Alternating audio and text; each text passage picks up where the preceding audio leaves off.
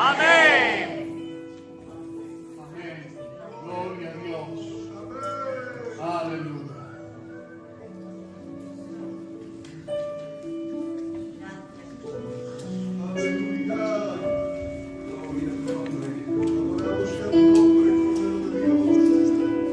Gloria a Dios. Amén. ¿Están ustedes bien? ¿Cómo está a gusto en la presencia del Señor? Amén. Estamos mejor aquí que en el mercado. Y últimamente están como medio poseídos, ¿no? Pero gracias al Señor que podemos descansar en la presencia del Señor. Amén. Que nos podemos reunir como iglesia aquí. Amén. Bueno, antes de empezar yo quisiera simplemente decir que los predicadores en la Biblia se nos denomina como heraldos. La palabra heraldo quiere decir un mensajero de parte del rey. Ahora bien, la autoridad no la tenía el heraldo. Tenía Dios. La autoridad no estaba en la persona que declaraba el mensaje. La autoridad era adquirida de parte del rey. La autoridad descansaba en el mensaje del rey. Y la autoridad que tenía el heraldo era siempre y cuando su mensaje estuviera estrictamente adaptado o estrictamente dicho como lo dijo el rey. Por eso le pido a Dios la ayuda del Espíritu Santo a transmitir fielmente lo que Él ha dicho en su palabra. Porque la autoridad no descansa en lo que yo diga. La autoridad descansa en lo que diga el rey. Amén. Así que quisiera traer o recordaros una palabra de Dios. Porque a estas alturas, hermanos, ya no estamos para aprender nada. Creo que hemos escuchado muchos mensajes, lo sabemos casi todo, o por lo menos tenemos noción de ello. Y yo quisiera recordar algo que muy frecuentemente, hermano Emilio, hermano Pastor, tenemos que recordar en la iglesia. Y hoy quisiera hablar del corazón del Evangelio. Y el corazón del Evangelio, vamos a leer los textos que se encuentran, capítulo 3, versículo 23 en adelante. Mira lo que dice estos textos. Por cuanto todos pecaron y están destituidos de la gloria de Dios, siendo justificados gratuitamente por su gracia, mediante la redención que es en Cristo Jesús, a quien Dios puso como propiciación por medio de la fe en su sangre. Amén. Ay, Dios. Vaya versos, que llenos de contenido y de profundidad. Amén. Aleluya. Quisiera decir que esto es el corazón del Evangelio. El Evangelio no es otra cosa que son buenas nuevas. En otras palabras, buenas noticias. Eso es el Evangelio. Pero para que sean buenas noticias tenemos que empezar primero con la condición en la que se encontraba el hombre. El Evangelio, las buenas noticias empiezan con una mala. ¿Y cuál es la mala noticia? Es que el hombre había pecado contra Dios. Por eso el texto que hemos leído, el verso 23, por cuanto todos pecaron. Todos los hombres son culpables de haber pecado contra Dios. Dios creó a Adán y a Eva y le dio un mandato de que no comieran de cierto árbol, de cierto fruto. Y Adán desobedeció a Dios. A raíz de ahí, todos los hombres hemos nacido en pecado y tenemos una naturaleza inclinada al mal, inclinada al pecado. Y todos hemos sucumbido a estos deseos carnales, a esta inclinación de pecado. La Biblia habla y nos declara de que somos culpables por haber pecado contra Dios. Dice el capítulo 17 de Jeremías, versículo 9, engañoso es el corazón y perverso más que todas las cosas. Dice Romanos 8:7 que los designios de la carne todo pensamiento, todo propósito de la carne es enemiga de Dios. Romanos 3:10 en adelante dice: no hay justo ni aun uno, no hay quien entienda, no hay quien busque a Dios, todos se desviaron, aún así hicieron inútiles, no hay quien haga lo bueno, no hay ni siquiera uno solo. Y Pablo está argumentando en los primeros 3 capítulos que tanto gentiles como judíos han pecado en contra de Dios. Han transgredido la ley.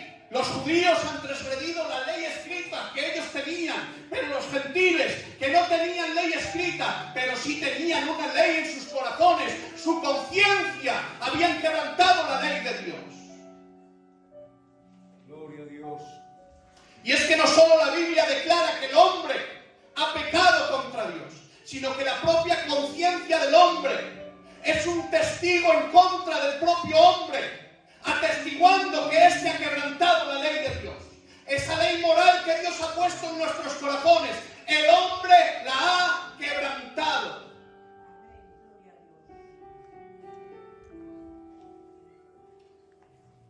Y ahora, por haber quebrantado el hombre, en el día del juicio, atención a esto, en el día del juicio, la propia conciencia del hombre se levantará como un testigo acusador en contra del propio hombre. Dios mío. Porque todos nosotros, nuestra conciencia nos acusa de que hemos quebrantado la ley de Dios. Por eso el apóstol Juan se atreve a decir: aquel que dice que no tiene pecado se engaña a sí mismo. Porque es la propia conciencia que atestigua de que sí hemos pecado. Pero sigue más adelante: el que dice que no ha pecado le hace mentiroso a Dios. Porque Dios ha declarado en su santa palabra que somos pecadores, que hemos quebrantado la ley de Dios.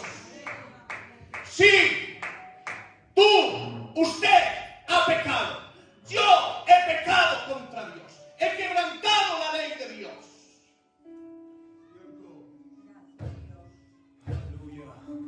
Ahora bien, dice la Biblia que por cuanto todos pecaron, están destituidos de la gloria de Dios. Ahí viene el veredicto del juez. Ahí viene la sentencia por nuestro pecado. Ahí viene la sentencia por haber quebrantado la ley de Dios.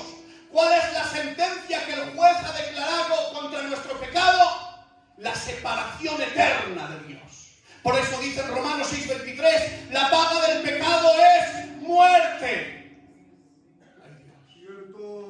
La muerte eterna, la separación eterna con Dios.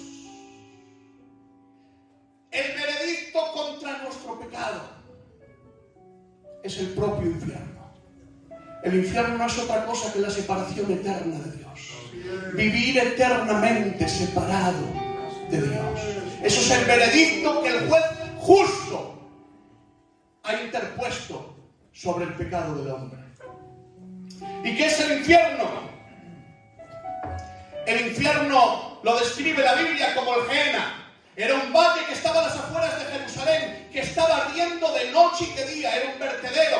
Ahí quemaban la basura. Y de día y de noche estaba totalmente lleno de fuego. Y el humo subía día y noche, no se apagaba ese fuego. Y Jesús habla del infierno comparándolo a ese valle donde estaba ardiendo el fuego eternamente. ¿Qué es el infierno? Dice la Biblia que son las tinieblas de afuera. Dice la Biblia que allí será el lloro y el crujir de dientes. Dice la Biblia del infierno que el gusano nunca muere, ay Dios, y que las llamas nunca se apagan. Dice la Biblia que el humo de su tormento, de los que estén en el infierno, dice, subirán eternamente para siempre.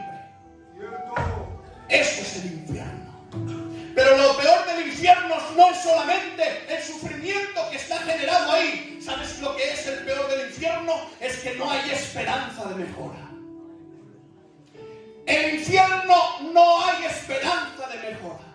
Se estará eternamente en el infierno, continuamente sufriendo por una eternidad. Pasarán 1000 años. Y seguirás estando allí sin esperanza de que un día salgas. Porque el sufrimiento se puede mitigar siempre que haya esperanza. Claro. Un enfermo con sufrimiento, con dolor, puedes tener esperanza de mejorar. E incluso para gente, la propia muerte es una esperanza para escapar del sufrimiento. Y es esa esperanza la que hace mitigar un poco el sufrimiento. Pero en el infierno no hay esperanza. No se mitiga el dolor porque no hay esperanza de mejora. Siempre se estará igual por una eternidad. Y eso es lo que Dios ha constituido como el juicio contra el pecado.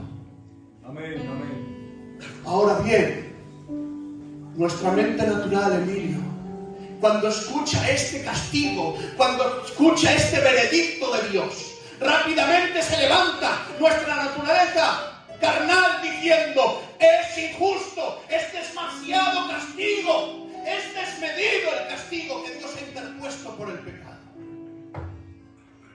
Pero quiero declarar algo que la Biblia, aleluya, declara enfáticamente, y es que Dios es justo. Amén.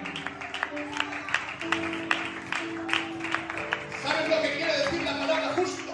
La cualidad de dar a cada cual lo que le pertenece, ni más ni menos. Y si Dios demanda el infierno eterno por el pecado, tenemos que decir en voz en cuello que el infierno es justo. Porque Dios no puede demandar un castigo excesivo por el pecado. Porque si Dios demandara un castigo excesivo por el pecado, sería injusto. Pero ¿por qué causa entonces pensamos que es injusto Dios al demandar tanto castigo? Te lo voy a decir. Porque ignoramos la magnitud de nuestro pecado. Ignoramos la negrura. Cuánta maldad se esconde en un simple pecado. Ignoramos que nuestro pecado es contra la santa presencia del Señor. Porque un crimen es agravado si es contra una persona buena e indefensa. Porque hay crímenes que es en defensa propia. Aleluya. Y el delito es menor. Pero Dios dice en los profetas: ¿qué maldad vieron vuestros padres en mí para que se separaran de mí, para que me dejaran? Está diciendo Dios: si yo me he portado bien con vosotros, ¿por qué pecáis contra mí? Gloria a Dios. Sí, si respiras es porque Dios te da la oportunidad de respirar. Amén. Si te has levantado hoy de la cama es por la misericordia de Dios. Dice la Biblia que Él hace salir su sol sobre justos e injustos, porque Él es bueno. Él te está cuidando diariamente, Él te alimenta, Él te sostiene. Toda la creación está sostenida con el poder de su palabra. Y nosotros, en vez de agradecerle al Creador de que nos está cuidando, estamos pecando continuamente contra su santidad. De ahí viene la gravedad del pecado. Por eso se demanda tanto castigo por este pecado. El infierno eterno. Gloria a Dios.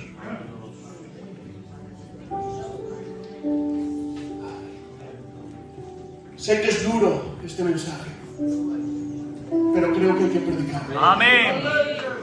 Amén. Hay que predicar la verdad de Dios. Amén. ¿Saben ustedes que Jesús habló más del infierno que del cielo? Ahí está. Gloria a Dios. ¿Ocultaremos lo que Dios ha dicho? Digo, no.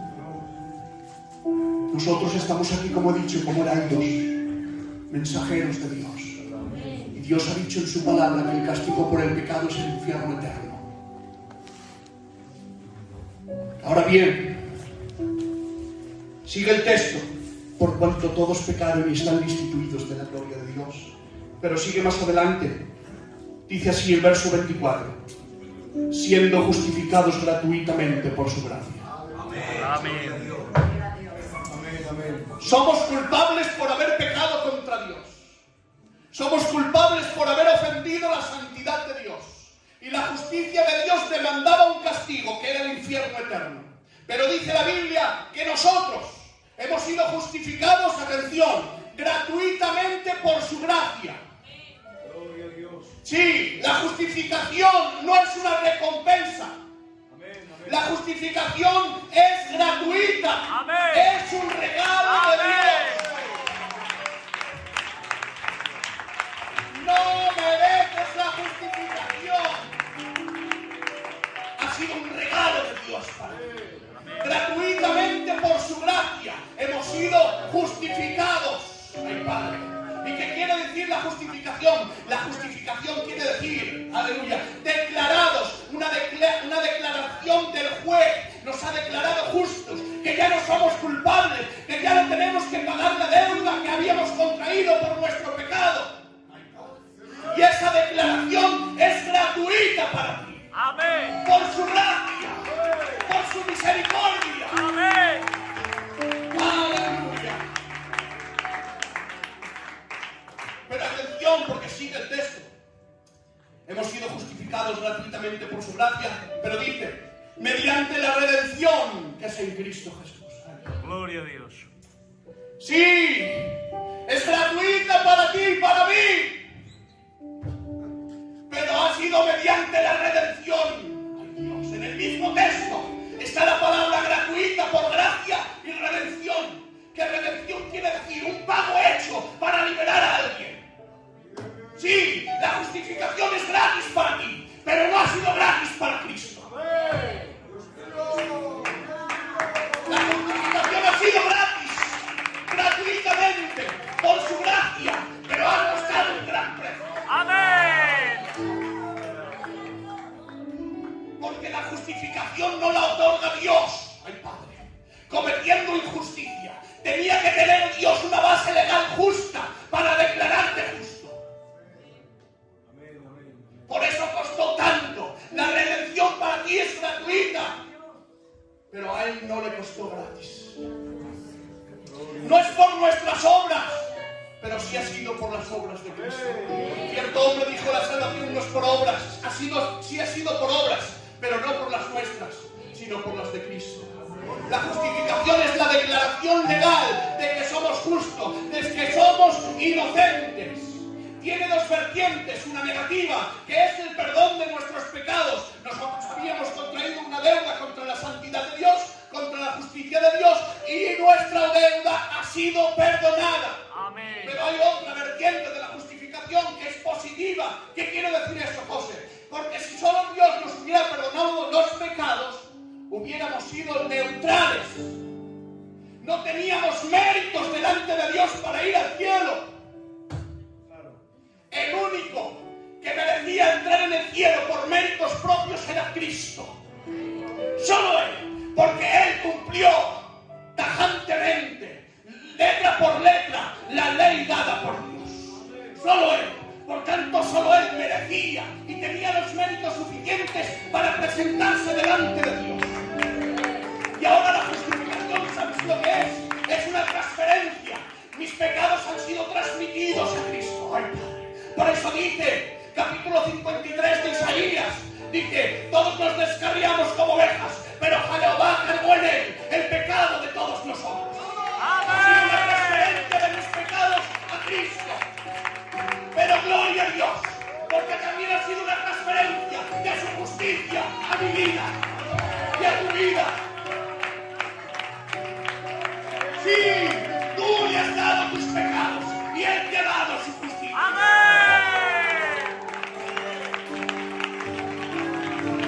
Aleluya. Y es por esto que no solamente no mereces el castigo eterno, el infierno eterno, sino que ahora mereces entrar al reino de los cielos. Por la justicia de Cristo. Amén. Por la obediencia perfecta de Cristo al Padre. Al Padre. Gloria a Dios. Pero como decíamos, eso es la justificación. Pero ¿qué ha sido? ¿Cuál es el precio que Cristo ha pagado? ¿Cuál es el precio que Cristo tuvo que pagar para que nosotros fuésemos justificados? Para nosotros es gratis, repito, para nosotros es gratuito, por la gracia de Dios, pero a Cristo le costó un gran precio. Amén. ¿Y cuál es el precio que pagó Cristo? Gloria a Dios. Hemos dicho que el pecado del hombre merece el infierno, merece el castigo eterno, la separación eterna de Dios. Y Cristo en la cruz es un sacrificio vicario. ¿Qué quiere decir eso? Es sustitutorio. Amén. Quiere decir que Cristo tomó mi lugar. Por tanto, si Dios hubiera demandado un castigo inferior a su Hijo Jesucristo, sería injusto Dios. Gloria a Dios. Porque, como hemos dicho, Dios no puede demandar un castigo superior o excesivo, porque sería injusto. Pero tampoco un castigo inferior al que merece el pecado, porque también sería injusto. Por tanto, Cristo tenía que pagar a Dios la sentencia que Dios había declarado en contra del pecado. Amén. Y ahora Cristo en la cruz, dice la Biblia, que siendo Dios, no estimó al ser igual a Dios como cosa que aferrarse, sino que se despojó a sí mismo, tomando forma de siervo y hecho semejante a los hombres. Y en la condición de hombre se humilló a sí mismo, haciéndose obediente hasta la Amén. muerte y muerte. Amén. Sí, hermanos, siendo Dios, estando en la cúspide de la grandeza, sentado en su trono, recibiendo adoración de los ángeles, descendió a la tierra para que fuese insultado por los hombres. Sí, estando sentado en su trono, recibiendo adoración de los ángeles, descendió a la tierra para que le escupieran y le maltrataran, para que le arrancaran sus bandidones. Sí, estando en el cielo y siendo Dios, sentado en su trono y siendo servido, vino a servir. Aleluya. Descendió a la tierra y le empezaron a golpear y le dieron latigazos en sus espaldas.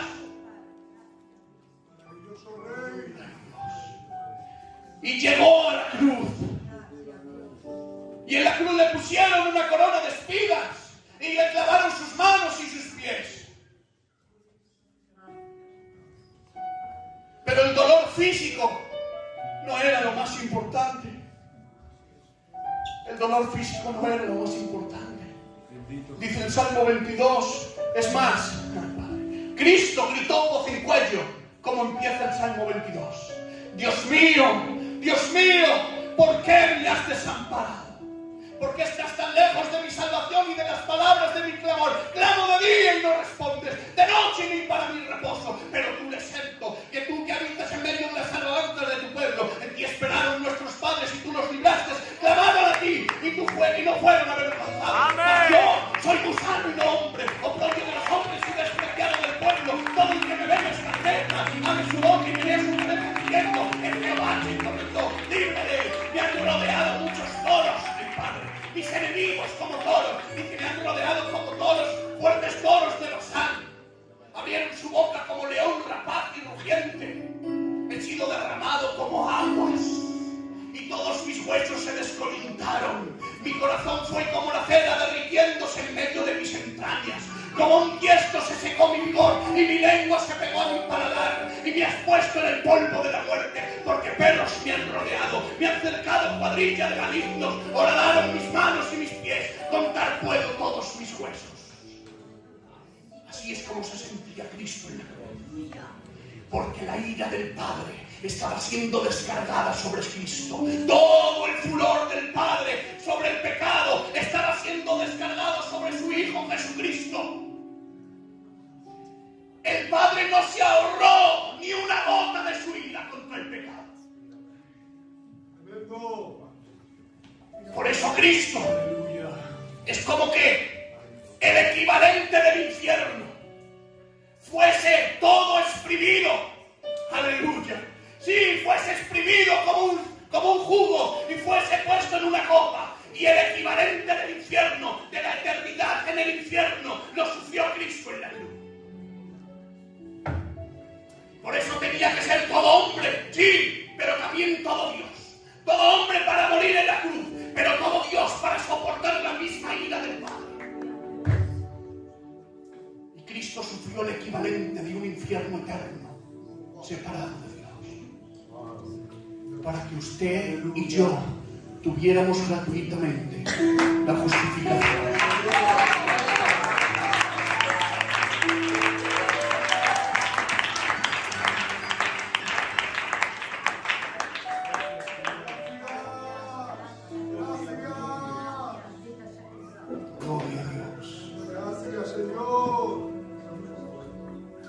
A Él le costó mucho tu justificación, Amén. que para ti es gratis. Gracias, Dios. Para ti es gratuita. Pero quiero acabar con esto. ¿Cómo se recibe esa justificación? ¿Cómo se recibe esa redención? Dice el versículo, a quien Dios puso como propiciación por medio de la fe en su sangre. Gloria a Dios. Amén. Señores, la justificación no es para todos, Amén. es para aquel que cree, Amén. para aquel que deposita su fe en Cristo. De acuerdo. Lo tengo que decir. La fe, la verdadera fe, la fe salvífica, es vinculante. ¿Qué quiere decir eso? Que no es un asentimiento intelectual a verdades, simplemente decir lo creo. Porque qué gitano de nosotros, hermanos, si le dices, ¿crees que Jesús es Dios? Sí, lo creo. ¿Crees que Jesús murió por ti? Sí, lo creo. ¿Y tu vida qué demuestra? Es un asentimiento intelectual a las verdades predicadas, pero no tienen una conexión, no tienen una vinculación. Esa fe no es una fe salvífica, no es una fe verdadera. La fe verdadera que describe la Biblia tiene que tener vinculación con Cristo. Es una transferencia, como decía el hermano Ramón de Aranda, es una transferencia de mi confianza en mí y depositada en la confianza en Cristo. Y esa confianza es vinculante con Cristo. Por eso dice Santiago, atención a esto, la fe sin obras es muerta.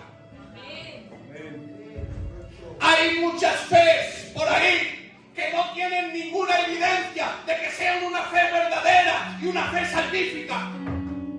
Pero porque tú asientas a las verdades de la Biblia, no te salvas.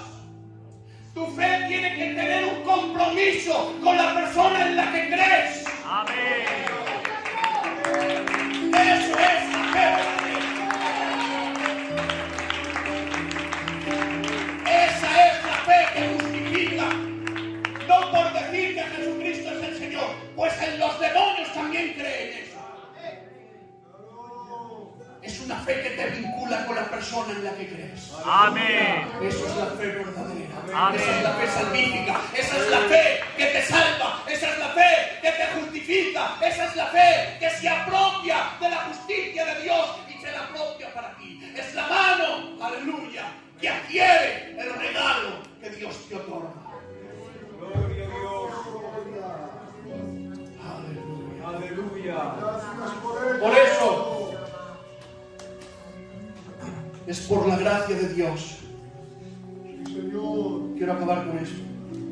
Porque hay a veces que oscurecemos la gracia pensando que merecíamos la salvación. Pensando que Dios estaba obligado a otorgarnos la salvación. Gloria a Dios. Mas dice la Biblia que Dios no socorrió a los ángeles. Ay, Padre. Los ángeles pecaron, igual que tú, igual que yo. Pero a Dios no le dio la gana salvarlos, porque Dios es soberano y no estaba obligado a salvarlos. Los ángeles perecerán por su pecado. Y al igual que hizo Dios con los ángeles, lo pudiera haber hecho perfectamente con los hombres y con las mujeres. Amén, amén. Podía Dios soberanamente haber decidido dejarnos perder en el infierno eternamente. Que sería justo. Pero esto es la gracia de Dios. Gloria a Dios. La gracia de Dios es que podría haberlo hecho, pero Dios decidió por amor a nosotros. Amén. Así que dale gracias por su misericordia, dale gracias por su amor, dale gracias por lo que Él ha hecho por ti, dale gracias que porque la justificación es gratuita por ti, pero le ha costado un gran precio a Él. Aleluya, cierra tus ojos unos instantes. Aleluya, dale gracias al Señor. Gloria a Dios. Bendito eres, Padre. Vamos a hacer una alabanza. Gracias.